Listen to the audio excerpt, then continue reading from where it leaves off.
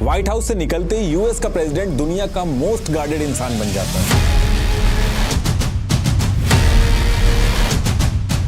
जो बगल में आप बैग देखते हो उसको न्यूक्लियर फुटबॉल इसलिए बोलते हैं। अपनी टॉयलेट सीट ये लोग खुद लेके आते हैं और प्रेसिडेंट के यूरिन और स्टूल को सील करके कंटेनर में वापस यूएस ले जाते हैं।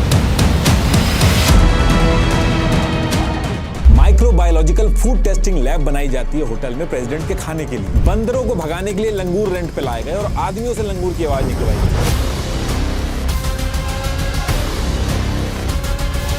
लिस्टिंग डिवाइस की वजह से प्रेसिडेंट के रूम की टीवी यूनिट तक चेंज की जाती है और बुलेट प्रूफ ग्लास लगाए जाते हैं। यूएस के एजेंट डमी टिकट और फेक पासपोर्ट देके जानबूझ के एयरपोर्ट में घुसाते हैं। प्रेसिडेंट की कार में उनके ब्लड ग्रुप का इमरजेंसी ब्लड पहले से ही स्टोर होता है।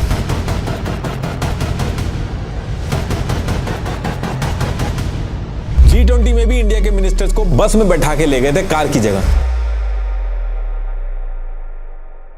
इससे पहले कि हम लोग डिस्कस करें कि कैसे यूएस प्रेसिडेंट की security second by second plan होती है, उससे पहले हम लोग अपने पेरेंट्स और अपनी हेल्थ सिक्योर करने के लिए क्या कर सकते हैं वो डिस्कस कर लेते हैं। अब देखिए, आप लोग steps, sleep, calories regularly track करते होंगे, लेकिन शुगर टेस्ट ऐसा टेस्ट है जो सिर्फ डायबिटिक लोग ही करते हैं, जबकि इंडिया में ऑलमोस्ट 9 करोड़ लोगों को डायबिटीज है और 13 करोड़ से ज्यादा लोग प्री डायबिटिक हैं, जिनका फ्यूचर में डायबिटीज होने का रिस्क सबसे ज्यादा है। लेकिन रिपोर्ट्स के अकॉर्डिंग 40 to 50% लोगों को अपनी डायबिटीज के बारे में पता ही नहीं रहता, जिसकी वजह से लोगों को हार्ट डिजीज और किडनी फेलियर जैसी सीरियस प्रॉब्लम फेस करनी पड़ती है। इसलिए शुगर टेस्टिंग को अपनी रूटीन हेल्थ चेकअप का पार्ट बनाना इंपॉर्टेंट है, जिससे हम टाइम से एक्शन ले सकें। और बीटो कर्व ग्लूकोमीटर ने अपनी पेटेंटेड और CDSCO ISO सर्टिफाइड टेक्स्ट से ये सब बहुत ही सिंपल और एक्यूरेट बना दिया है। आपको बस इस स्मार्ट डिवाइस को अपने एंड्रॉइड फोन में प्लग करना है, ब्लड ड्रॉप लगी स्ट्रिप लगानी है और कुछ ही सेकंड्स में एक्यूरेट रिजल्ट मिल जाएंगे। बीटो एक पूरा स्मार्ट इकोसिस्टम है with functions like auto log readings,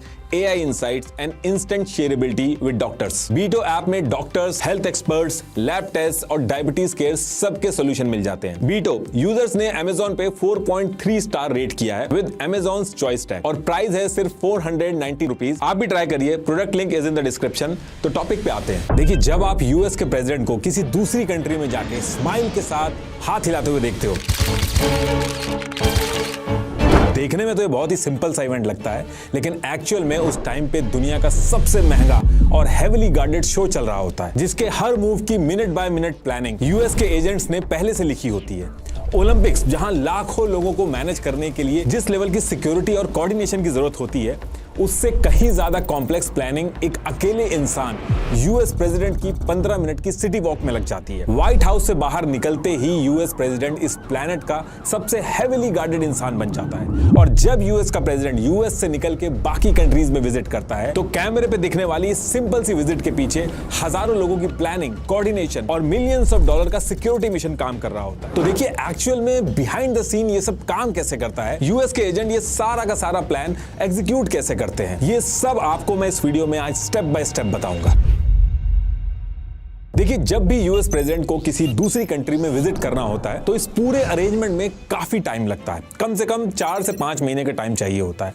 अगर अर्जेंट वर्क है, इमरजेंसी विजिट है, तब बात अलग है, वरना 4 से 5 महीने का टाइम चाहिए होता है सारे अरेंजमेंट्स करने के लिए। तो जब यूएस प्रेसिडेंट के किसी कंट्री में जाने की बात स्टार्ट होती है, तो सबसे पहला जो स्टेप होता है उसमें यूएस के national security adviser NSA, national security council NSC और व्हाइट हाउस के चीफ ऑफ स्टाफ, ये व्हाइट हाउस के वेस्ट विंग में प्रेसिडेंट के साथ मीटिंग करते हैं, पूरी विजिट की ब्रीफिंग करते हैं, विजिट के क्या ऑब्जेक्टिव्स हैं, अचीव क्या करना है। ये सारी चीजें सुनने के बाद जब यूएस का प्रेसिडेंट गो अहेड दे देता है, तो उसी टाइम से ये पूरी विजिट का काम ऑफिशियली स्टार्ट कर दिया जाता है। इस मीटिंग के अगले ही दिन ये लोग विजिट की जितनी भी डिटेल्स होती हैं उसको एक डॉक्यूमेंट में लिख के रेडी कर लेते हैं कि किस डेट को जाना है, किस कंट्री में जाना है, ये सारी चीजें लिख के एक डॉक्यूमेंट बना लेते हैं। और ये जो डॉक्यूमेंट होता है, इसको अलग अलग प्रेसिडेंट के टाइम पे अलग अलग नाम दिया गया है, लेकिन मोस्टली इसको प्रेसिडेंशियल डिसीजन मेमो बोला जाता है, PDM। और इस PDM में जब सारी डिटेल लिखने के बाद जैसे ही White House chief of staff sign कर देता है, तो एक तरह से ये ऑफिशियली कंफर्म हो जाता है कि यूएस प्रेसिडेंट इस डेट को इस कंट्री में जाने वाले हैं, और न्यूज वगैरह में भी उसी टाइम पे बातें आने लगती हैं। अब इस डॉक्यूमेंट में साइन होने के बाद सारा का सारा काम शुरू हो जाता है कि प्लानिंग कैसे करनी है, और इसके बाद एक डिटेल्ड प्लान बनाया जाता है जहां पे पूरे लेआउट के साथ किस डील पे फोकस करना है। मान लो इंडिया विजिट करना है, तो इंडिया में क्या सिक्योरिटी थ्रेट्स हैं, सारी डिटेल्स इकट्ठा करके करके इस पूरी ट्रिप का एक और डिटेल डॉक्यूमेंट बनाया जाता है, जिसे डायरेक्टिव ऑर्डर्स भी कहते हैं, कभी कभी इसको ट्रिप डायरेक्टिव ऑर्डर्स भी कह देते हैं, TDO। तो ये TDO रेडी होने के बाद इसकी जो कॉपी होती है वो अलग अलग रेलेवेंट डिपार्टमेंट्स जो होते हैं उनको सिक्योर नेटवर्क के थ्रू भेज दी जाती है। अब इसके बाद सेम वीक में, अगर ये ट्रिप प्रायोरिटी पे है तो सेम वीक के अंदर व्हाइट हाउस के बगल में आइजनहावर एक एग्जीक्यूटिव ऑफिस बिल्डिंग है। यहाँ पे जितने अलग अलग डिपार्टमेंट को TDO गया था, उन डिपार्टमेंट के लोग मीटिंग करके अपने अपने डिपार्टमेंट के एक्सपर्ट्स नॉमिनेट करते हैं और एक टीम बनाते हैं, और इसके बाद इसी टीम की जिम्मेदारी होती है इस पूरी विजिट को एग्जीक्यूट करना। इस टीम को एडवांस सर्वे टीम कहा जाता है और कई कई केस में एडवांस टीम भी बोल दिया जाता है। ये स्क्रीन पे जो आप देख रहे हैं, इतने अलग अलग डिपार्टमेंट के लोग होते हैं इस टीम के अंदर जो विजिट के लिए बनाई गई होती है। इस एडवांस सर्वे टीम की पूरी जिम्मेदारी होती है यूएस प्रेसिडेंट की पूरी ट्रिप को बिना दिक्कत के कंप्लीट करना। इस एडवांस टीम में अलग अलग डिपार्टमेंट्स के ऑफिसर्स होते हैं, तो इसके अंदर काम भी डिवाइड किए गए होते हैं। जैसे व्हाइट हाउस के ऑफिसर जो हैं वो विजिट के सारे इवेंट्स हैंडल करेंगे, यूएस सिक्योरिटी सर्विस वाले जो होंगे वो पूरी सिक्योरिटी शुरू से आखिरी तक देखेंगे, कम्युनिकेशन वाले सिक्योर फोन्स और नेटवर्क सेटअप करेंगे। तो इस तरीके से इस टीम के अंदर अलग अलग लोगों का काम डिवाइड होता है। तो अब जब ये मीटिंग हो जाती है और एडवांस टीम बन जाती है, तो ये लोग उसी टाइम से विजिट की तैयारी में लग जाते हैं। जैसे मान लो दिसंबर में यूएस प्रेसिडेंट को इंडिया विजिट करना है, तो सितंबर में हर डिपार्टमेंट को TDO जो डॉक्यूमेंट होता है वो जा चुका होगा, अक्टूबर में मीटिंग करके एडवांस टीम बना ली जा चुकी होगी, और सेम मंथ में विजिट की प्रिपरेशन स्टार्ट कर दी जाती है। और इसके साथ साथ सेम मंथ में ये जो एडवांस सर्वे टीम होती है, ये होस्ट कंट्री के अंदर, अगर इंडिया है होस्ट कंट्री, तो इंडिया पहुंच जाती है। और इंडिया में पहुंचने के बाद ये लोग यूएस प्रेसिडेंट को किस एयरपोर्ट पे उतरना है, किस रूट से होटल तक पहुंचना है, और होटल के किस रूट से इवेंट की लोकेशन पे पहुंचना है, किस जगह स्टेज लगना है, हर एक लोकेशन को देख के यही टीम फाइनलाइज करती है। और इस पूरे काम को एग्जीक्यूट करने के लिए ये लोग इंडिया में जो यूएस एम्बेसी के ऑफिसर्स होते हैं उनको भी अपने साथ जोड़ती है और इंडियन फोर्सेस के लोगों को भी जोड़ लेती है। सबसे पहले ये लोग यूएस प्रेसिडेंट जब होस्ट कंट्री में आके जिन जिन रूट्स का यूज करेंगे उन रूट्स को फाइनलाइज करते हैं। सारे पॉसिबल रूट्स को मार्क करके प्रायोरिटी उन रूट्स को मिलती है जो सीधे, सिंपल और फास्ट हो, 15 से 20 मिनट से ज्यादा टाइम ना लगे। और ये बहुत ही डिटेल और छोटी से छोटी चीज को ध्यान में रख के ये लोग डिसाइड करते हैं। प्रेसिडेंशियल कॉन्वॉय रोड पे चलेगा तो सन उनकी तरफ फेस करेगा या नहीं, ये तक रिपोर्ट पे मेंशन होता है। और जो रोड डिसाइड होती है उसके भी यूएस के स्टैंडर्ड्स हैं कि इतनी ब्रॉड होनी चाहिए कि प्रेसिडेंशियल कॉन्वॉय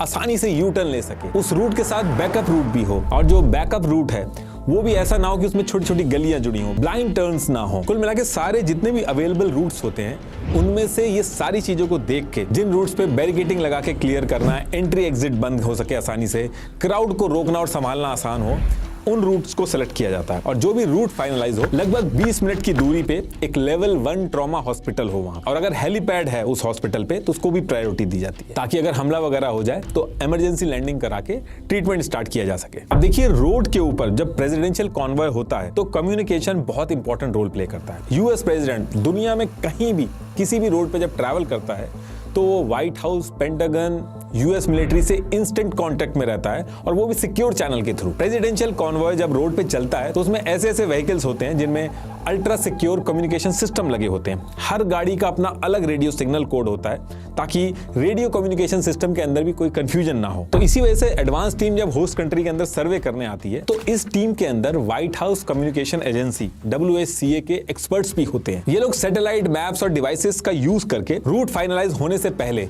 चेक करते हैं कि कहीं सिग्नल डेड जोन या फिर रेडियो ब्लैकआउट पॉइंट ना हो। जहां जहां उनको लगता है कि नेटवर्क या रेडियो कवरेज वीक हो रही है या फिर 100 से 180 मीटर पर कैमरा लगाने में दिक्कत आएगी, तो ये उस स्पॉट को रिपोर्ट में मार्क कर देते हैं कि या तो इसको हटा दिया जाएगा या फिर यहाँ पे एक्स्ट्रा रिपीटर, एंटीना, कैमरास और सैटेलाइट सपोर्ट चाहिए होगा। ये सारा सर्वे करने के बाद जितने भी अवेलेबल रूट्स होते हैं उसमें से एक रूट फाइनलाइज कर दिया जाता है, चाहे वो एयरपोर्ट से होटल की तरफ हो, होटल से किसी इवेंट में जाना हो। इन सारे रूट्स में से एक रूट फाइनलाइज कर दिया जाता है। अब जब रोड फाइनलाइज हो जाती है तो इसके बाद जिन जिन सिटीज में यूएस प्रेसिडेंट के इवेंट्स होने थे, एडवांस टीम वहां के एयरपोर्ट के सर्वे स्टार्ट करती है। ऐसे ही रैंडमली किसी एयरपोर्ट को नहीं सेलेक्ट कर लिया जाता है, यूएस टीम की गाइडलाइंस होती हैं, उसके हिसाब से सेलेक्ट करना होता है। तो जो भी एयरपोर्ट सेलेक्ट किया जाता है उस एयरपोर्ट का एक बड़ा सेक्शन यूएस की एजेंसीज टेक ओवर कर लेती हैं। जब 2015 में बराक ओबामा आए थे तो IGI एयरपोर्ट का एक बहुत बड़ा section direct US secret service के ऑपरेशनल कंट्रोल में दे दिया गया था। तो एडवांस टीम जब सर्वे करती है तो इस सारी चीजों की रिपोर्ट बनाती है कि एयरपोर्ट के कितने एरिया को कंट्रोल में लेने की जरूरत पड़ेगी, एंट्री एग्जिट पॉइंट कहां से होंगे,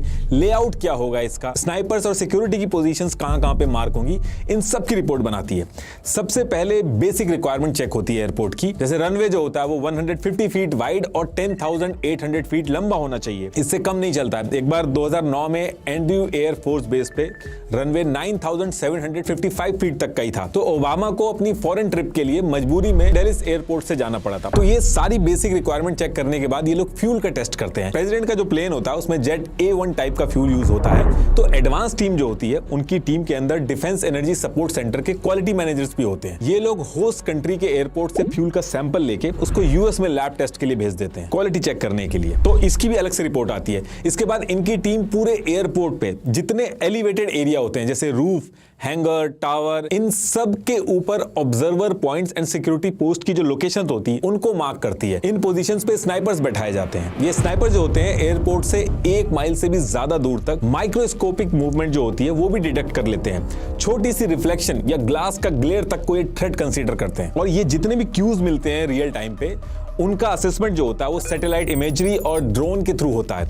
जब होस्ट कंट्री में यूएस का प्रेसिडेंट जाता है तो यूएस अपनी सैटेलाइट की इमेजिंग शेड्यूल और पास प्रायोरिटी चेंज करके होस्ट कंट्री जो होती है वहां पे कवरेज बढ़ा देता है, ताकि क्रिटिकल रूट्स और वेन्यूज जो हैं उन पे ज्यादा फ्रीक्वेंट और हाई रेजोल्यूशन इमेजरी आए। और एयरपोर्ट के बाहर भी 2 से 3 किलोमीटर का जो एरिया होता है वहां पे सिविलियन मूवमेंट्स और बिल्डिंग पे नजर रखी जाती है। 2015 में जब यूएस के प्रेसिडेंट आए थे तो एयरपोर्ट के बाहर जो मेट्रो स्टेशन, फ्लाईओवर, बिल्डिंग रूप सबका एक्सेस बंद कर दिया गया था। पूरे एरिया को नो फ्लाई जोन बना दिया गया था। तो ये सारी चीजें देख के एडवांस टीम एयरपोर्ट का भी अपना सर्वे पूरा करती है और रिपोर्ट बनाती है। और फिर एयरपोर्ट के बाद ये लोग होटल का सर्वे करते हैं। जनरली इनकी प्रायोरिटी ये रहती है कि जो होटल है वो एयरपोर्ट की लोकेशन से 20 से 30 मिनट की ज्यादा दूरी पे ना हो और इवेंट की लोकेशन से 15 से 20 मिनट की ज्यादा दूरी पे ना हो। इंडिया के अंदर जनरली दिल्ली का जो ITC मौर्य है इसको सेलेक्ट किया जाता है जब भी प्रेसिडेंट को रुकना होता है। तो ये एडवांस टीम प्रेसिडेंट को जिस होटल में रुकना होता है वहां पहुंच के सबसे पहले ये डिसाइड करती है कि होटल के किस फ्लोर और रूम पे प्रेसिडेंट को रुकवाना सबसे सेफ होगा। और ये चीज सेलेक्ट करने के बाद होटल के उस फ्लोर और रूम के ब्लॉकिंग पॉइंट्स मार्क कर देती है। यूएस प्रेसिडेंट जिस फ्लोर पे रुकता है उसके ऊपर और नीचे के जो फ्लोर होते हैं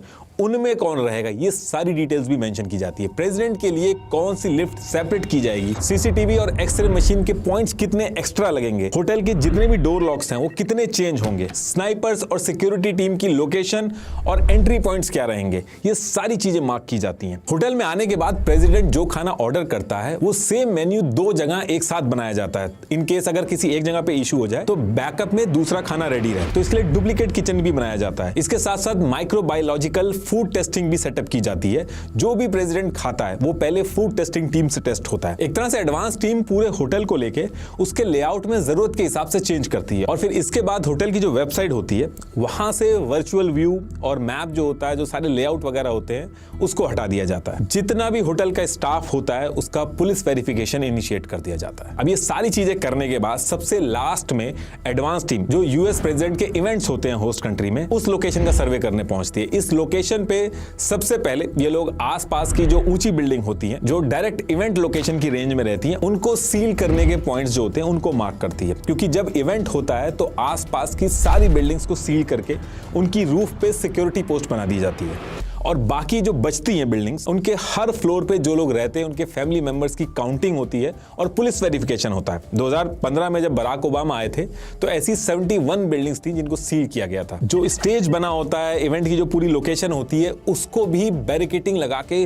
सील किया जाता है, तो उसकी भी मार्किंग होती है। और ये जो बैरिकेड्स लगाए जाते हैं ये नॉर्मल बैरिकेड्स नहीं होते हैं, ये एंटी रैम ग्रेड 6.8 टन की बैरिकेटिंग होती है। मतलब 80 किलोमीटर पर आवर की स्पीड से अगर ट्रक भी अगर इस पे टकराता है तो वो रुक जाता है। और होस्ट कंट्री के जो वीआईपी होते हैं उनको भी अपनी पर्सनल गाड़ी लेके इस इवेंट की लोकेशन पे पहुंचना अलाउड नहीं होता। इंडिया के जो वीआईपीज होते हैं, मिनिस्टर्स होते हैं, उनको भी इस लोकेशन पे डायरेक्ट पर्सनल कार की बजाय बस वगैरह का यूज करके, शटल वगैरह का यूज करके लाया जाता है। जैसे G20 के डिनर के टाइम पे हुआ था, इंडिया के मिनिस्टर्स को बस में लेके वेन्यू पे पहुंचाया गया था। इसके साथ साथ जो पोडियम होता है यूएस प्रेसिडेंट जिसपे स्पीच देते हैं, ये भी नॉर्मल नहीं होता। इसको यूएस सीक्रेट सर्विस डिजाइन करती है, ब्लू गूज कहा जाता है इसको। पोडियम जो होता है वो भी यूएस प्रेसिडेंट को एक शील्ड की तरह बचाने का काम करता है। अगर आपने जब ट्रंप पे गोली चली थी तो आपने देखा होगा जितने यूएस के सीक्रेट सर्विस एजेंट थे वो पोडियम से ही उनको ब्लॉक कर रहे थे। स्टेज पे प्रेसिडेंट कहां पे खड़े होंगे, स्टेज से हटके कहां जाके बैठेंगे, एक एक स्टेप पहले से मार्क कर लिया जाता है। पूरी जो लोकेशन होती है उसकी एंट्री एग्जिट मार्क करके इस पूरे एरिया को नो फ्लाई जोन बनाया जाता है इवेंट के टाइम पे। और इवेंट की जो लोकेशन होती है उसके नीचे टनल वगैरह से नीचे से कोई ना हमला कर दे तो इसके भी वाइब्रेशन टेस्ट होता है। वाइब्रेशन सेंसर इंस्टॉलेशन की लोकेशन भी मार्क की जाती है जिसको लगा के ये चीज इंश्योर की जाती है कि नीचे से हमला ना हो जाए।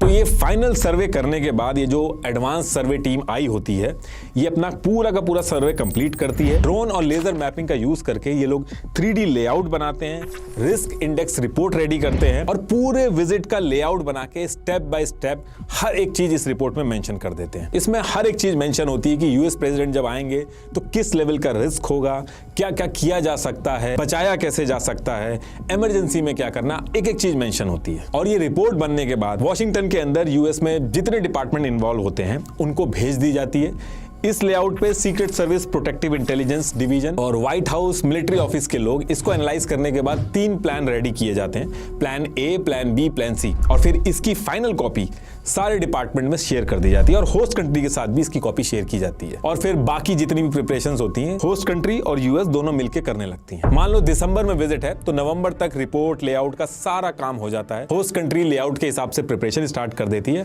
और फिर जब प्रेसिडेंट की विजिट में 10 से 15 दिन बचे होते हैं तब यूएस अपनी सेकंड एडवांस टीम इंडिया भेजती है। ये टीम अप्रूव्ड लेआउट जो होता है, जो पहले टीम आई थी जिसने बनाया था, उसके हिसाब से security, communication, convoy movement, emergency response, बाकी सारे क्रिटिकल अरेंजमेंट का लाइव डेमो टेस्ट करती है। तो ये टीम जब इंडिया पहुंचती है, यानी कि जब होस्ट कंट्री पहुंचती है, तो ये लोग airport, hotel, road, event location हर जगह मॉक ड्रिल स्टार्ट करती है। स्लम एरियाज होते हैं, क्राउडेड एरिया होते हैं, तो वहां पे अगर वॉल खड़ी करने की जरूरत होती है तो वॉल खड़ी कर दी जाती है। Camera installation, anti drone radar system, jammer, surveillance, stage के नीचे वाइब्रेशन टेस्ट, सब कुछ करती है ये टीम। एयरपोर्ट पे भी मॉक ड्रिल्स होती हैं। कई केसेस में ये लोग अपने ही लोगों को फेक पासपोर्ट और डमी टिकट देकर भेज देते हैं ताकि ये पता चल सके कि ये जो पूरा सिस्टम है इसमें लूप होल किस जगह पे। जो रूट्स होते हैं जिनको फाइनलाइज किया जाता है वहां पे भी प्रेसिडेंशियल कॉन्वॉय बना के टेस्टिंग की जाती है, डेमो किए जाते हैं। और ये सारी चीजें करने के बाद ये एडवांस टीम और यूएस सीक्रेट सर्विस के लोग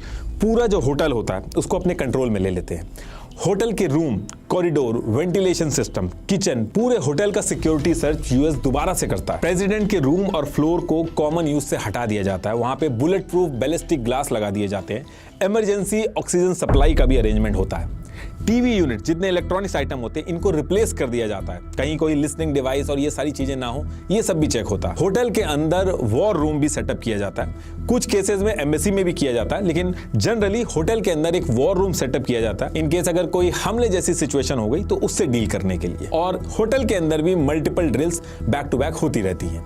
पूरे होटल को 7 लेयर सिक्योरिटी सिस्टम से सिक्योर किया जाता है। और सिर्फ होटल ही नहीं, होस्ट कंट्री में उतरने के बाद प्रेसिडेंट इसी 7 लेयर सिक्योरिटी सिस्टम में रहता है। सबसे आउटर लेयर पे लोकल इंडियन पुलिस और पैरामिलिट्री होती है, रोड को बंद कराना, क्राउड को दूर रखना, ये सब देखते हैं। फिर इसके अंदर वाली जो लेयर होती है उसमें एनएसजी कमांडो आते हैं, हैवी फायरिंग कैपेबिलिटी के साथ। स्नाइपर्स वगैरह जो लगते हैं वो इसी लेयर में होते हैं। ऐसे ही एकदम अंदर वाली जो लेयर होती है, जो यूएस प्रेसिडेंट के सबसे पास होती है, उस सिक्योरिटी लेयर में सिर्फ यूएस के सीक्रेट सर्विस एजेंट होते हैं। इसमें 300 से ज्यादा यूएस के सीक्रेट सर्विस एजेंट होते हैं इस इनर सर्किल के अंदर, जो फिजिकली प्रेसिडेंट को शील्ड करते हैं। कार में बैठाना हो, रूम तक ले जाना हो, सब यही करते हैं। ये जो पूरा सिक्योरिटी सर्कल होता है ये करीब 10 से 15 किलोमीटर तक होता है। और एयर स्पेस की भी बात करें तो जनरली 18 से 18 to 56 किलोमीटर की जो रेंज होती है इसमें से कोई भी एक रेंज सेलेक्ट करके एयर स्पेस को भी नो फ्लाई जोन बना दिया जाता है। तो ऊपर, नीचे, आगे, पीछे पूरी सिक्योरिटी में प्रेसिडेंट रहता है। इसके बाद ये जो पूरा एरिया जहां प्रेसिडेंट को रहना होता है, इवेंट अटेंड करने होते हैं, उस पूरे एरिया के अंदर जो क्रिमिनल्स होते हैं, जिनका पुराना रिकॉर्ड होता है पुलिस स्टेशन के अंदर, या कोई शक होता है कि ये कुछ थ्रेट कर सकते हैं, एज अ प्रिकॉशनरी मेजर उनको भी उठा के जेल में डाला जाता है। और अगर ये डाउट होता है कि कोई एक्टिविस्ट वगैरह इवेंट में कुछ प्रोटेस्ट वगैरह करने की कोशिश कर सकते हैं तो उनको भी जेल में डाल दिया जाता है। जब ओबामा आए थे तो उस टाइम पे भी सीपीआई के कई सारे लोग थे जिनका लग रहा था कि ये प्रोटेस्ट वगैरह करेंगे एम्बेसी के बाहर, तो उनको भी उठा के प्रिवेंटिव कस्टडी में डाल दिया गया था। और इसके साथ साथ जो भिखारी होते उनको भी भीख मांगना इस एरिया के अंदर अलाउ नहीं होता। भिखारियों को भी पकड़ के सेपरेट शेल्टर में डाल दिया जाता है। 2017 में जब इवांका ट्रंप आई थी तो भीख मांगने पे बैन लगा दिया गया था। भिखारियों को जेल कैंपस स्पेशल होम में डाल दिया गया था और जो इन भिखारियों के बारे में इस एरिया के अंदर बता रहा था उसके लिए 500 रुपए का इनाम अनाउंस कर दिया गया। पूरे एरिया के अंदर बैलून हो गया, काइट, ये सब नहीं उड़ाया जा सकता। इससे भी बचने के लिए काइट कैचर की टीम बनाई जाती है, जिसमें हर जोन में इन लोगों के हाथ में डंडे दे दिए जाते हैं और ये छतों पे खड़े हो जाते हैं और कुछ भी balloon, hot air balloon, kite कुछ भी आता है तो उसको पकड़ने का काम इनको दिया जाता है। पूरा एरिया जहां पे प्रेसिडेंट का इवेंट होने होते हैं या प्रेसिडेंट को होना होता है, उस एरिया में बंदरों को भी दूर रखा जाता है। पहले बंदरों को दूर रखने के लिए ट्रेंड लंगूर जो होते थे उनको रेंट पे लाया जाता था, लेकिन फिर एनिमल क्रुएल्टी का इशू उठ गया था, तो तब ऐसे आदमियों को हायर किया गया था जो लंगूर की आवाज निकाल सके और इन आदमियों को फेक लंगूर बना के जगह जगह पे बंदरों को भगाने का टास्क दिया गया था और कई जगह पे लंगूरों के कटआउट भी लगाए गए थे। तो देखिए इस तरीके से होस्ट कंट्री यानी कि इंडिया के अंदर ये सारी प्रिपरेशन कर ली जाती है और अब इसके बाद यूएस प्रेसिडेंट को आना होता है होस्ट कंट्री में। लेकिन यूएस प्रेसिडेंट के आने से कुछ दिन पहले इस पूरे लेआउट, इस पूरी प्रिपरेशन का जितना भी सामान होता है उसको लाया जाता है और इन सारे सामान को लाने के लिए 2 से 3 C-17 ग्लोब मास्टर कार्गो जो होते हैं उनका यूज किया जाता है। इनके अंदर सामान रख के यूएस से इंडिया भेज दिया जाता है। ट्रंप के टाइम पे 3 से 4 C-17 कार्गो में सामान आया था। तो इन C-17 ग्लोब मास्टर को जब इंडिया भेजा जाता है तो इनके अंदर बड़े बड़े हेलीकॉप्टर्स वगैरह होते हैं, उनके विंग्स वगैरह उनको पूरा खोल के अंदर रख दिया जाता है। यूएस प्रेसिडेंट जिस गाड़ी से चलते हैं, द बीस्ट, जो उसकी बैकअप गाड़ी होती है, कॉन्वॉय के अंदर जितने भी अलग अलग तरीके के व्हीकल्स होते हैं, सब के सब इसी कार्गो में प्रेसिडेंट के आने से पहले होस्ट कंट्री यानी कि इंडिया के अंदर पहुंचा दिए जाते हैं। पूरे कॉन्वॉय के अंदर जितने भी vehicles, radar system, snipers, hawkeye, jammer, K9 squads के डॉग्स, सब कुछ इन्हीं कार्गो में डाल के यूएस प्रेसिडेंट के आने से पहले इंडिया में पहुंचा दिया जाता है। अब इसके बाद वो डेट आती है जिस दिन यूएस प्रेसिडेंट को इंडिया आना होता है। इस दिन एक फिक्स्ड शेड्यूल पे प्रेसिडेंट व्हाइट हाउस में जो रेजिडेंशियल एरिया है उससे निकल के साउथ पोर्टिको गेट से होते हुए व्हाइट हाउस के साउथ लॉन में पहुंच जाते हैं, जहां पे ऑलरेडी 3 से 4 एक जैसे दिखने वाले मरीन वन हेलीकॉप्टर खड़े होते हैं। ये मरीन वन कोई हेलीकॉप्टर का मॉडल नहीं है, बस जिस हेलीकॉप्टर पे प्रेसिडेंट बैठता है उसको मरीन वन नाम दे दिया जाता है। ज्यादातर VH-3D सी किंग मॉडल के जो हेलीकॉप्टर होते हैं वो यूज होते हैं प्रेसिडेंट के लिए। इन हेलीकॉप्टर्स में प्रेसिडेंट के साथ सीक्रेट सर्विस के मेंबर्स भी जाते हैं और बाकी का जो सिक्योरिटी स्टाफ होता है, दूसरे जो बैकअप हेलीकॉप्टर्स होते हैं उनमें बैठ जाते हैं। ये सारे एक जैसे दिखते हैं तो किसी को नहीं पता होता है कि प्रेसिडेंट कौन से हेलीकॉप्टर में बैठा है। और इन हेलीकॉप्टर्स को नॉर्मल आर्मी की यूनिट्स नहीं उड़ाती, बल्कि एक special marine squadron HMX-1 night hawks ये उड़ाते हैं। अब इसके बाद ये हेलीकॉप्टर प्रेसिडेंट को लेके करीब 10 मिनट में जॉइंट बेस एंड्रयूज मैरीलैंड पहुंच जाते हैं। यहाँ पे 2 एक जैसे दिखने वाले बोइंग 747-200B जिनकी टेल पे 28,000 और 29,000 लिखा होता है, ये ऑलरेडी वहां पे खड़े होते हैं। इनको एयरफोर्स 1 कहा जाता है और इसी एयरफोर्स 1 में प्रेसिडेंट अपनी टीम के साथ बैठ जाते हैं। जिस टाइम पे प्रेसिडेंट एयरफोर्स 1 में जा रहे होते हैं तो आपने देखा होगा उनके बगल में जो सिक्योरिटी गार्ड्स होते हैं उनके हाथ में एक ब्लैक बैग होता है। इसको न्यूक्लियर फुटबॉल या फिर कुछ लोग द फुटबॉल कहते हैं। इस बैग के अंदर एक ब्लैक बुक होती है जिसमें न्यूक्लियर वॉर के डिफरेंट स्ट्राइक ऑप्शंस और इमरजेंसी प्लान्स होते हैं। इसके साथ एक और बुक होती है जिसमें क्लासिफाइड सेफ लोकेशंस होती हैं जिसमें इमरजेंसी में प्रेसिडेंट जाके छुप सके। और इसके साथ में एक 3x5 इंच का कार्ड होता है जिसको बिस्किट कहते हैं। इस कार्ड पे प्रेसिडेंट के ऑथेंटिकेशन कोड्स होते हैं। इस कोड के थ्रू प्रेसिडेंट पेंटागन में अपनी आइडेंटिटी वेरीफाई करके किसी भी न्यूक्लियर ऑर्डर को वैलिडेट कर सकते हैं। और ये सारी चीज एयरफोर्स 1 में जब प्रेसिडेंट उड़ रहे होते हैं तब करी जा सकती है। और देखिए ये एयरफोर्स 1 कोई मॉडल नहीं है। जिस भी एयरक्राफ्ट में यूएस का प्रेसिडेंट ट्रैवल करता है उसका कॉल साइन एयरफोर्स 1 होता है। एक्चुअली एक बार यूएस के प्रेसिडेंट एयरफोर्स 8618 में ट्रैवल कर रहे थे और उसी एयर स्पेस में एक कमर्शियल फ्लाइट ईस्टर्न एयरलाइन 8610 जिसका सेम फ्लाइट नंबर था वो भी आ गई थी। तो इससे एयर ट्रैफिक कंट्रोल रूम में कंफ्यूजन हो जाता है। तो तब से ये रूल है कि एयरक्राफ्ट का मॉडल कोई भी हो जिसमें प्रेसिडेंट जा रहा है, लेकिन अगर उसमें प्रेसिडेंट बैठ गया तो उसका कॉल साइन एयरफोर्स 1 ही होगा ताकि कंफ्यूजन ना हो। और ये एयरफोर्स 1 कोई नॉर्मल प्लेन नहीं होता, ये आसमान के ऊपर एक उड़ता हुआ पूरा का पूरा मिनी व्हाइट हाउस की तरह होता है। इसमें 3 फ्लोर्स होते हैं, 4000 स्क्वायर फीट की जगह होती है। सबसे आगे पे प्रेसिडेंट का प्राइवेट सूट होता है, बेडरूम, बाथरूम सब होता है। उसके आगे कॉन्फ्रेंस और डाइनिंग रूम होता है जहां मीटिंग वगैरह होती है। 2 फुल साइज किचन होते हैं। प्लेन के बीच वाले हिस्से में सीक्रेट सर्विस और प्रेस वाले भी होते हैं। एक हॉस्पिटल भी होता है जिसमें इमरजेंसी में मिनी सर्जरी भी हो सकती है। High speed internet, military grade communication सब कुछ होता है। 45,000 फीट की हाइट पे भी यूएस का प्रेसिडेंट दुनिया में किसी से भी बात कर सकता है। और एयरफोर्स 1 में दुनिया के बेस्ट एडवांस्ड रेडार और मिसाइल वार्निंग सिस्टम्स लगे होते हैं। ये बहुत ही दूर से मिसाइल का जो थ्रेट होता है उसको डिटेक्ट कर लेते हैं। उसके अगेंस्ट इलेक्ट्रॉनिक काउंटर मेजर लेके उसको कंफ्यूज करने की भी कैपेबिलिटी रखते हैं। और इसको ऐसे डिजाइन किया गया है कि न्यूक्लियर ब्लास्ट से आने वाले EMP भी उसके कम्युनिकेशन सिस्टम को बंद नहीं कर पाते हैं। और जब एयरफोर्स 1 उड़ रहा होता है तो उसके चारों तरफ F-15, F-16, F-22 रैप्टर ये सब फिजिकली एस्कॉर्ट कर रहे होते हैं। तो अब इसके बाद यूएस प्रेसिडेंट जो होता है वो एयरफोर्स 1 में ट्रैवल करने के बाद अब उसको होस्ट कंट्री के एयरपोर्ट पे उतरना होता है और उतरने से पहले ही 15 से 20 किलोमीटर के रेडियस तक नो फ्लाई जोन कर दिया जाता है और इस नो फ्लाई जोन के आगे भी 50 टू 55 किलोमीटर तक के रेडियस में एक सेफ्टी सर्कल मेंटेन किया जाता है जिसमें कंटिन्यूअस मॉनिटरिंग होती है। यूएस प्रेसिडेंट के एयरपोर्ट पे उतरने से पहले ही एयरपोर्ट का एक पर्टिकुलर सेक्शन, जैसे मैंने पहले भी बताया था, ये यूएस सीक्रेट सर्विस के हाथ में होता है। सिक्योरिटी और स्नाइपर्स जैसे जैसे मार्क किए थे एडवांस टीम ने, सब कुछ वैसे ही ऑलरेडी बना हुआ होता है और कॉन्वॉय की जो गाड़ियां जो C-17 कार्गो से ऑलरेडी आ चुकी होती हैं, वो पूरा कॉन्वॉय भी रेडी होकर एयरपोर्ट की तरफ आ जाता है। अब देखिए यहां से जब यूएस प्रेसिडेंट एयरफोर्स 1 से नीचे उतरता है तो इस पे कई सारी चीजें डिपेंड करती हैं कि वो फुल स्टेट विजिट है या फिर वर्किंग या G20 समिट टाइप विजिट है। अगर फुल स्टेट विजिट होती है तो बाकायदा red carpet, guard of honour, 21 gun salute और कभी-कभी होता है कि फॉरेन मिनिस्टर या कुछ केस में प्राइम मिनिस्टर भी रिसीव करने आते हैं। लेकिन जब फुल स्टेट विजिट नहीं होती है तो उस केस में ज्यादातर सीनियर डिप्लोमेट्स को भेज दिया जाता है और प्रेसिडेंट जब उतर रहे होते हैं तो एक साइड कैमरा साइड होती है, वहां पे सारे न्यूज वाले, photographers,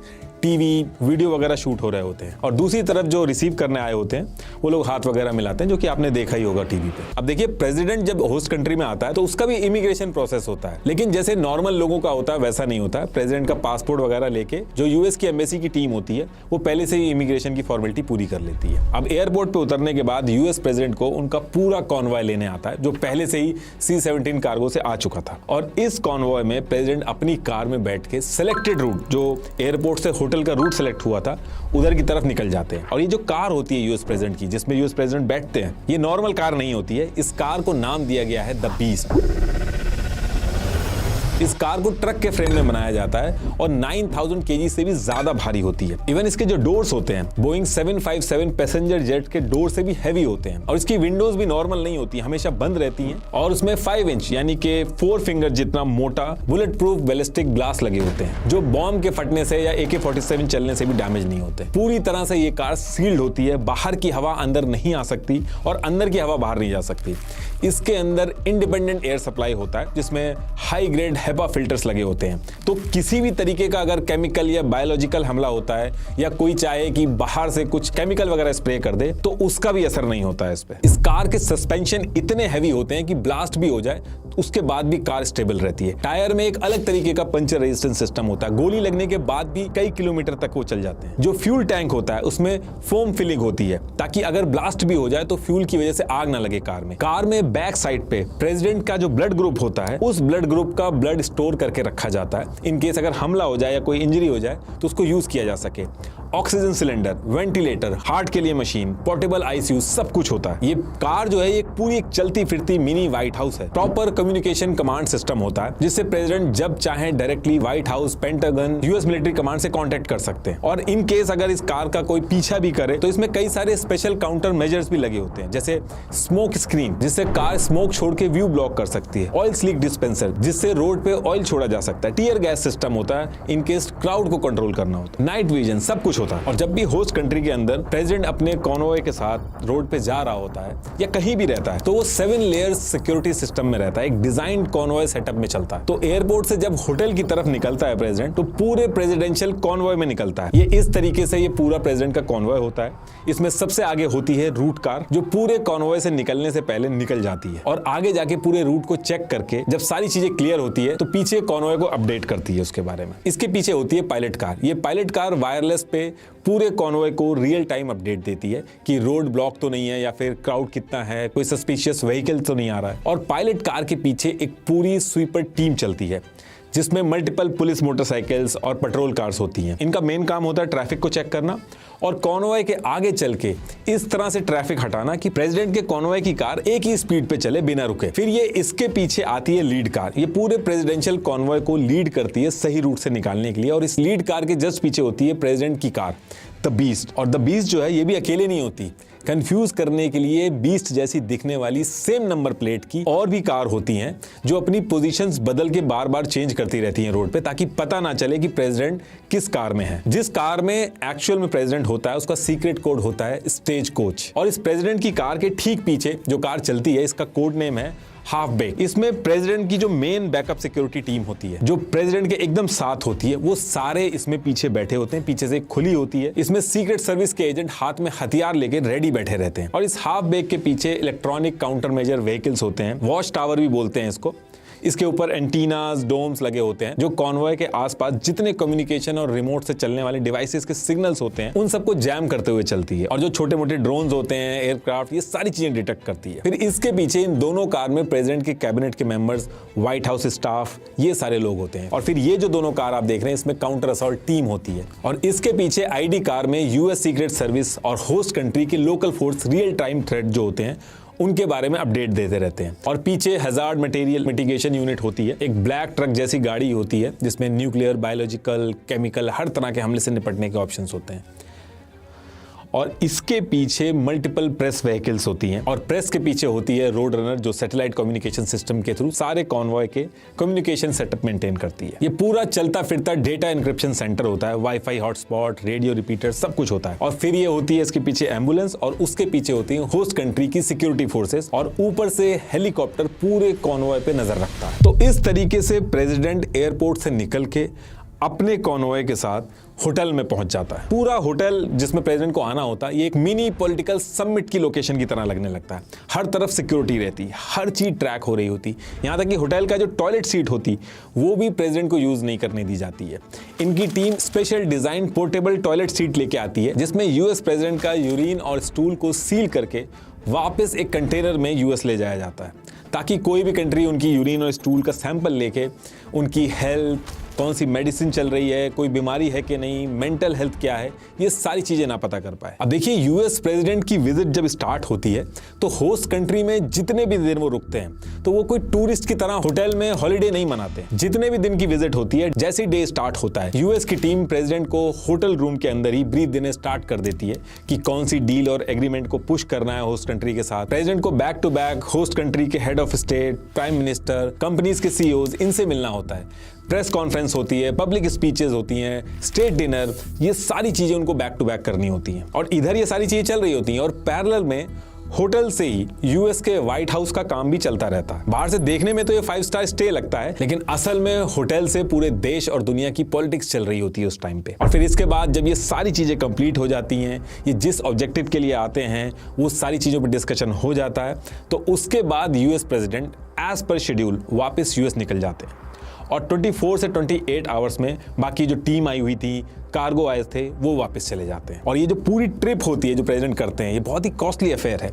white house foreign trip का एग्जैक्ट टोटल बिल पब्लिक कभी नहीं करता, लेकिन एक बार इकोनॉमिक टाइम्स ने जब ओबामा आए थे तब उस टाइम पे एक रिपोर्ट पब्लिश की थी जिसमें एक दिन का खर्चा उन्होंने $200 मिलियन बताया था। उस टाइम के हिसाब से 900 करोड़ से भी ज्यादा। लेकिन ये बस एक रिपोर्ट है, व्हाइट हाउस ने इसको डिनाई किया है। लेकिन इन केस अगर आप मान लो हाइपोथेटिकली कि ये डेटा सही है जो इकोनॉमिक टाइम्स ने दिया है, तो ये 1-2 दिन की प्रेसिडेंट की विजिट ऑलमोस्ट नेपाल की एक दिन की जीडीपी है। लास्ट में एक बार फिर से आपको बता दूं, बीटो ऐप को एक बार जरूर ट्राई करिएगा।